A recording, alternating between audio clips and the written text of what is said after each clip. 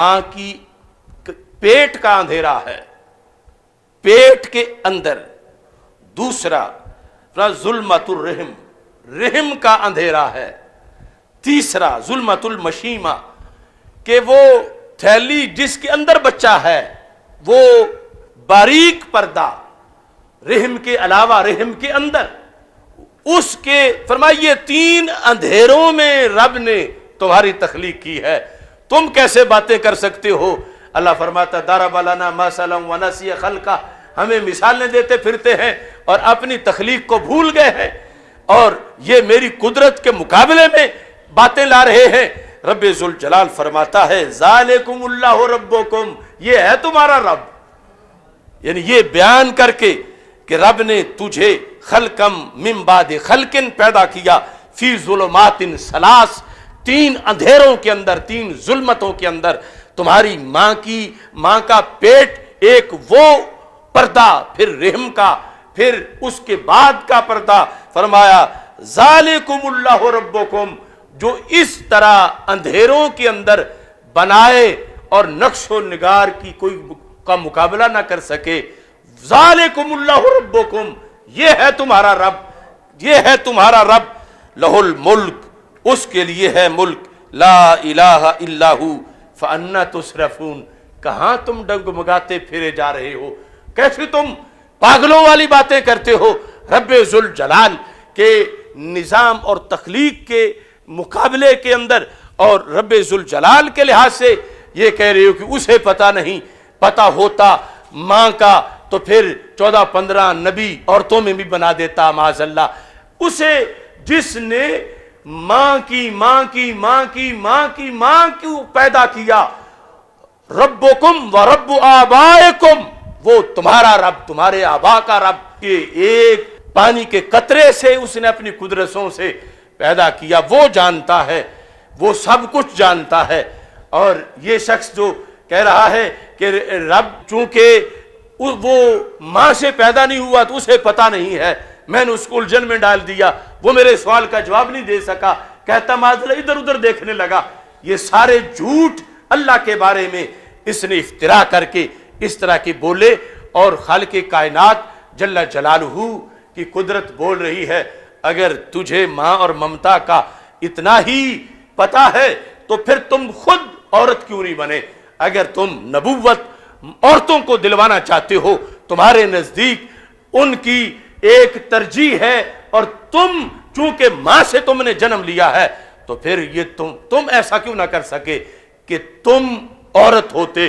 تم ایسا کیوں نہ کر سکے کہ تم آج سے 5 صدیاں پہلے ہوتے؟ ایسا کیوں نہ کر سکے کہ آج سے 5 صدیاں بعد ہوتے؟ تم ایسا کیوں نہ کر سکے کہ اپنی ماں کو زندہ رکھ لیتے؟ تم ایسا کیوں نہ کر سکے کہ اپنے باپ کو زندہ کر لیتے؟ تم ایسا کیوں نہیں کر سکتے کہ کھانا کھانے کے بعد تم قضاء حاجت نہ کرو؟ اپنی حالت تو دیکھو جب تمہیں ٹوائلٹ میں جا کر یہ اعتراف کرنا پڑتا ہے کہ اللہ کا نظام نہ چلے تو تم ایک سانس بھی نہیں لے سکتے. انما امرہ اذا اراد شیئا ان یقول لہ کن فیکون. اس کی کوئی الجھنیں نہیں ہیں، اس کے لیے کوئی مسائل نہیں ہیں، اس کے لیے کوئی مشکلات نہیں ہیں. انما امرہ اذا اراد شیئا، جب وہ کسی شے کا ارادہ کرتا ہے تو کیا کہتا ہے؟ کن فیکون. کن کہنے میں ہی وہ چیز ہو جاتی ہے. کن بھی صرف سمجھانے کے لیے ہے، ورنہ وقت اتنا بھی نہیں لگتا جتنا کن بولنے میں لگتا ہے. اس سے پہلے چیزیں مارز وجود میں آ جاتی ہیں اور تم اس کی الجھنے معاذ اللہ بیان کرتے ہو. وہ کہتا لا یعود حفظہما، کتنے ہیں آسمان، کتنی ہیں زمینیں، کتنی ان کی وسعت ہے. فرما ان کی حفاظت اللہ کو تھکاتی نہیں ہے، کیونکہ لا تأخذہ سنۃ ولا نوم، اس کو نیند نہیں آتی، وہ تھکتا نہیں ہے. وہ ان ساری عوارض سے پاک ہے کیونکہ وہ سبحان اللہ ہے. وہ جسم، جسمانیات، ترکیب، حادثات اور زوال، امراض، مغروبیت، ان ساری چیزوں سے وہ پاک ہے، اور اس پاکی کو اہل حق سبحان اللہ سے تعبیر کرتے ہیں.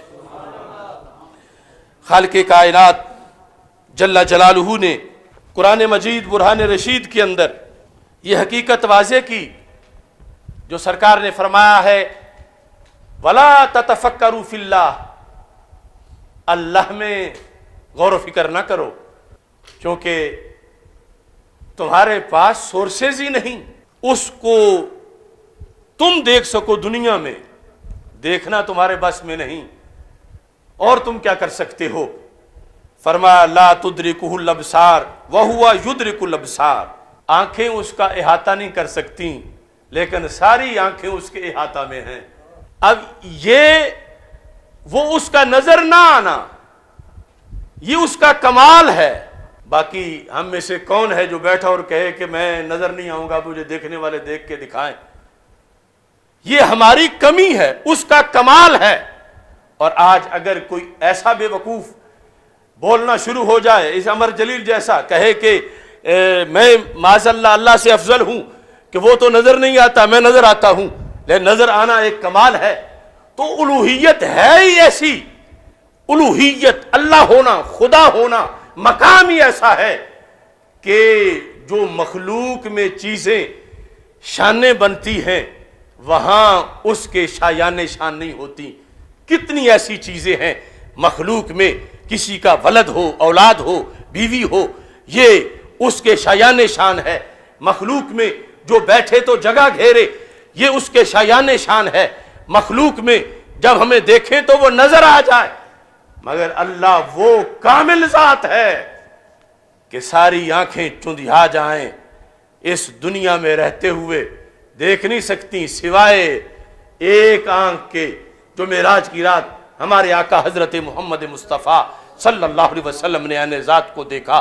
تو اس بنیاد پر یعنی یہ بتایا گیا کہ خدائی مقام ہی اتنا اونچا ہے، تم کہیں اینٹ گارے پہ، دیوار پہ، مصنوعات پہ اس کو قیاس کر رہے ہو۔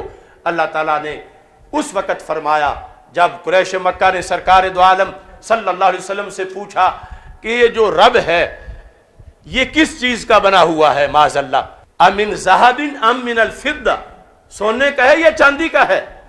تو اس وقت یہ آیت نازل ہوئی قل هو اللہ احد اللہ الصمد لم یلد ولم یولد ولم یکن لہ کفوا احد، کہ یہاں لکڑی سونے والی بات کا تصور بھی نہ کرو، وہ سونے کا بھی خالق ہے، چاندی کا بھی خالق ہے، لیکن وہ احد ہے، حی القیوم ہے، واجب الوجود ہے، ہمیشہ سے ہے، ہمیشہ رہے گا، ازلی ہے، ابدی ہے، دائمی ہے۔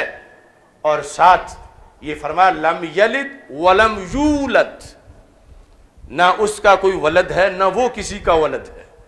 کہ تم ماؤں کی باتیں کرتے ہو کہ میں ماں سے پیدا ہوا ہوں، یہ تیرے شایان شایان ہے کہ تو ماں سے پیدا ہو، لیکن جو اللہ ہو اس کی ماں نہیں ہوتی، جو اللہ ہو وہ مولود نہیں ہوتا، جو اللہ ہو وہ عدم سے وجود میں نہیں آتا۔ تم پہلے معدوم تھے، تم پہلے لاش ہے تھے، کچھ بھی نہیں تھے، پھر وجود ملا اور وہ پھر ختم ہو جائے گا۔ یہ تمہارے لیے ہے کہ تم رحم کے اندر ایک خون پی کر تم اپنی ولادت کے مراحل تک پہنچو۔ اللہ ازلی ہے، ابدی ہے، لم یلد ولم یولد۔ جب ایک مومن کو یہاں تک بتا دیا گیا تو یہ کس طرح کا جانور ہے یہ امر جلیل، اس کو کس طرح کوئی مومن کہہ سکتا ہے ان کفریات سے پہلے بھی کہ اس کو سورہ اخلاص کا نہیں پتا کہ سورہ اخلاص میں رب کا تعارف کیا ہے، اللہ کہتے کس کو ہے؟ یہ کہتا ہے کہ پھر رب کو چاہیے تھا کہ اپنے لیے معاذ اللہ مؤنث بناتا، اس نے مؤنث کیوں نہیں بنائی؟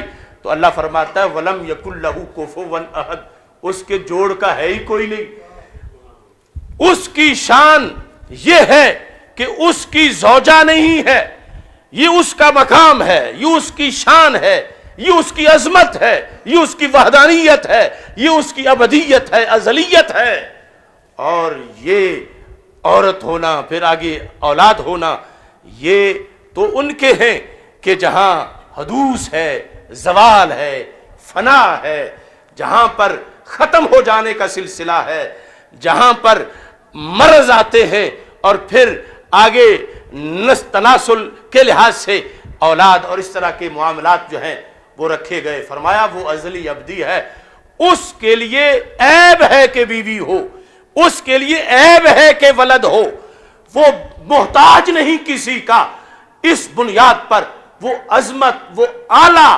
اور قرآن مجید برہان رشید کے اندر خالق کائنات جل جلالہ نے سورہ انبیاء کے اندر اسی چیز کو واضح طور پر بیان کیا, اور رب ذوالجلال نے یہ حقیقت بیان کر دی.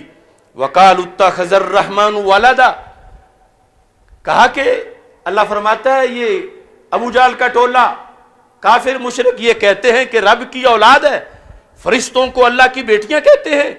تو اللہ تعالیٰ نے کیا جواب دیا؟ فرمایا سبحانہ, رب پاک ہے اس سے. وہی اولاد جو مخلوق کی شان ہے, اور خالق کہتا ہے میری شان ہے اولاد سے پاک ہونا. سبحانہ, اللہ پاک ہے اولاد سے. بل عباد مکرمون, یہ فرشتے اللہ کی بیٹیاں نہیں, اولاد نہیں, بلکہ عزت والے بندے ہیں. تو خالق کائنات جل جلالہ نے واضح کیا کہ رب کے لیے جو تمہارا عقیدہ ہونا چاہیے وہ یہ چیزیں سامنے رکھ کے ہونا چاہیے کہ خالق کائنات جل جلالہ نے اپنا تعارف خود قرآن مجید میں کروایا, اور اس کے لحاظ سے بار بار سبحانہ سبحانہ بول کر یہ واضح کر دیا کہ وہ تمہارے پاس سورسز ہیں ہی نہیں کہ جن کی وجہ سے تم اپنی ذات پر اسے قیاس کرتے ہوئے اس پر اس کے لحاظ سے کوئی آگے معاذ اللہ فیصلے کرنا شروع ہو جاؤ یا حکم بیان کرنا شروع ہو جاؤ. خالق کائنات جل جلالہ نے قرآن مجید برہان رشید کے اندر اس چیز کو بھی بیان کیا. فرمایا لو اراد اللہ ان یتخذ ولدا لاصطفى مما یخلق ما یشاء, اگر اللہ ارادہ کرتا کہ وہ اولاد پکڑے, اس چیز کا اللہ ارادہ کرتا تو فرمایا وہ اپنی مخلوق میں سے جسے چاہتا چن لیتا, اگر ارادہ کرتا. آگے کیا ہے؟ فرمایا سبحانہ, اللہ پاک ہے اس سے کہ اس کی اولاد ہو. اگر اللہ چاہتا تو پھر بیٹیاں کیوں, بیٹے ہوتے. لو اراد اللہ ان یتخذ ولدا لاصطفى مما یخلق ما یشاء سبحانہ هو اللہ الواحد القہار. وہ واحد ہے. اولاد ہونے سے بھی واحد میں وحدانیت میں فرق آتا ہے کہ اور جو ولد ہے وہ والد کی جنس کا ہوتا ہے, تو پھر آگے کئی تنقیصیں لازم آتی ہیں. تو اس بنیاد پر خالق کائنات جل جلالہ نے اس انداز میں بھی اس چیز کو رد کیا قرآن مجید برہان رشید کے اندر کہ فرمایا رب ذوالجلال نے اس معاملہ کے اندر تم کیسے اس کے لیے یہ قول کرتے ہو کہ اس کی اولاد ہے؟ بدیع السماوات والارض, پیدا کیا ہے اس نے زمین و آسمانوں کو, یعنی اتنی مہارت ہے اس کو, پہلے کوئی نمونہ نہیں تھا. یہ ہے بدیع ہونے کا مطلب. بدیع السماوات والارض انا یکون لہ ولد, ادھر تو زمین و آسمان کا خالق ہے اور ادھر فرمایا اس کا ولد کیسے ہو, اس کی اولاد کیسے ہو. ولم تکن لہ صاحبہ, اس کی تو بیوی ہی نہیں ہے.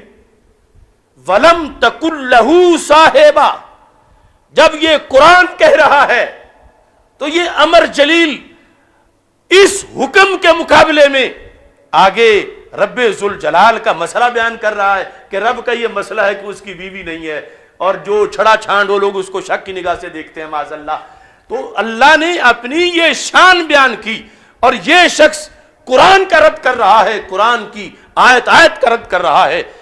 رب ذوالجلال نے نفی کی ولد کی, نفی کی بیوی کی. فرمایا ولم تکن لہ صاحبہ, اللہ کی صاحبہ نہیں ہے, اللہ کی بیوی نہیں ہے. جب بیوی نہیں تو ولد کیسے ہوگا؟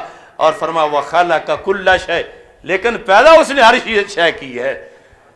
لوگوں کے لیے کروڑوں کی کروڑوں بیویاں, وہ ہر چیز پیدا اس نے کی ہے, لیکن اپنے لحاظ سے اس کی شان وراء الورا ہے, اور انسانی عقل وہاں تک نہیں پہنچ سکتی. تو جو چیزیں اللہ نے ازلی کلام میں اس وقت قریش مکہ اور کفار کے رد میں فائنل قرآن میں بیان کر دی. آج کس کی مجال ہے کہ وہ آگے دم مارے؟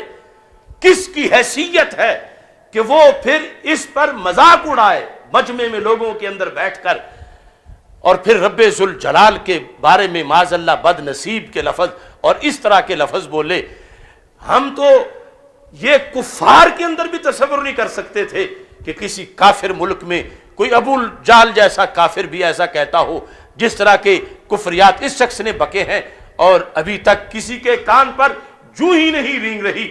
اور پھر افسوس ہے مجھے وہ حکومت پر تو اپنی جگہ، مگر آج اس بات پر افسوس ہے وہ سیدہ طیبہ فاطمۃ الزہرا رضی اللہ تعالی عنہا، ان کے لحاظ سے ہم نے جو بیان کیا پیر میر علی شاہ صاحب رحمۃ اللہ علیہ کی تصفیہ سے، وہ تو مسئلہ ختم نبوت تھا، توہین ہرگز نہیں تھی اور نہ بھی